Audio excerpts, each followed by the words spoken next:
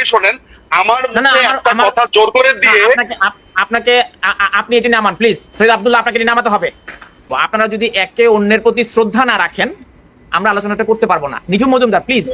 তানভীর ভাই ও এখন যেটা করেছে এর পরে ওকে এখানে রাখা যাবে না। আপনি যদি আমার সাথে আলোচনা করতে চান, আপনি আমার সাথে আলোচনা করতে চান, নো নো, ও কি করেছে আপনি দেখেছেন? আপনি এটি নামান। সৈয়দ আব্দুল্লাহ, আপনার প্রতি বিনীত অনুরোধ, আপনার বিনীত অনুরোধ। আপনার কি মনে হয়, আপনার কি মনে হয় আমার কথা শোনার জন্য আবারও আপনাদের ধন্যবাদ।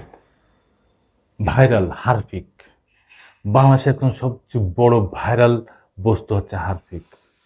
প্রতিটা সোশ্যাল মিডিয়ায় হারপিক নিয়ে ভরে গেছে। কি হয়েছে হারপিকে, কি বৃত্তান্তে হারপিকে, এইটাই এখন জানার চেষ্টা করব। সম্প্রতি একটা টক শোতে, অনলাইন টক শোতে একজন আলোচককে আরেকজন আলোচক হারপিক দেখিয়েছেন। কেন দেখিয়েছেন, এইটার মূল উদ্ঘাটন করবে এখন আমরা।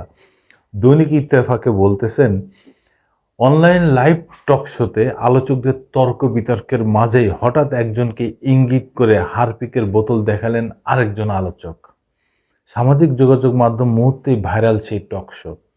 টক শোতে এমন হারপিক কাণ্ড দেখে হাসির রোল নেটিজনদের। কি ব্যাপার, লাইভ হারপিকে দেখিয়ে তোলপাড় ফেলে দিয়েছেন ঢাকা বিশ্ববিদ্যালয়ের আইন বিভাগের সাবেক শিক্ষার্থী ও অনলাইন অ্যাক্টিভিস্ট সাইদ আব্দুল্লাহ। তার ইঙ্গিত ছিল ব্যারিস্টার নিঝুম মজুমদারের দিকে। এই নিঝুম মজুমদারকে একজন আওয়ামী লীগের একজন স্বঘোষিত দালাল, যিনি বিদেশে বসে থেকে এই আওয়ামী লীগের নামে তিনি শুধু দালালি ছাড়া আর কিছু চোখে দেখেন না।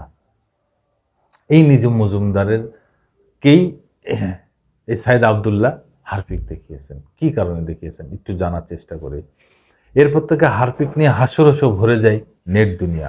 এর আগে সোশ্যাল মিডিয়ায় ব্যারিস্টার নিঝুম মজুমদার একটি ফোন কল ভাইরাল হয়।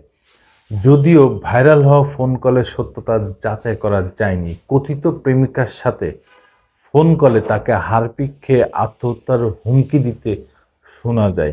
এই ঘটনার পর থেকেই তাকে কটাক্ষ করে হারপিক মজুমদার নামে অভিহিত করতে থাকেন নেটিজনরা। পতিত স্বৈরাচারের অপকর্মের দালালি করায় নিঝুম মজুমদারকে হারপিক দেখিয়ে যথাযথ জবাব দেওয়া হয়েছে বলে মন্তব্য করেছেন নেটিজনদের কেউ কেউ।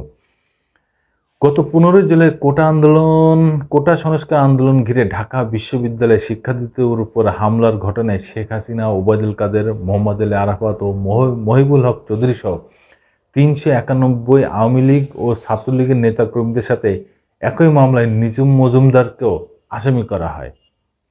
সামাজিক যোগাযোগ মাধ্যমে অনেকেই টকশোটি শেয়ার করেছেন। একজন লিখেছেন, নিঝুম মজুমদারকে লাইভে হারপিক দিয়ে ধুয়ে দিলেন সাইদ আব্দুল্লাহ।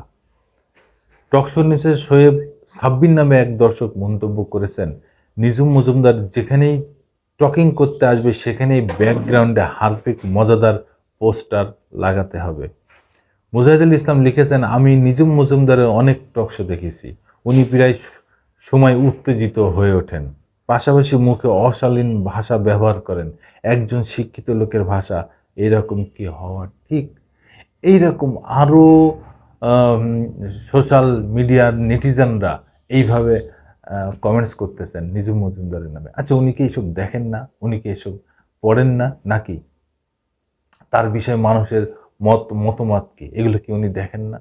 না দেখে চোখ বুজে শুধুমাত্র দালালি করার জন্যই দালালি করেন এই নিঝুম মজুমদার? দর্শক বন্ধুরা, আবার আসবো নতুন কোনো কথা নিয়ে, নতুন কোনো ঘটনা নিয়ে। আমি প্রিন্স।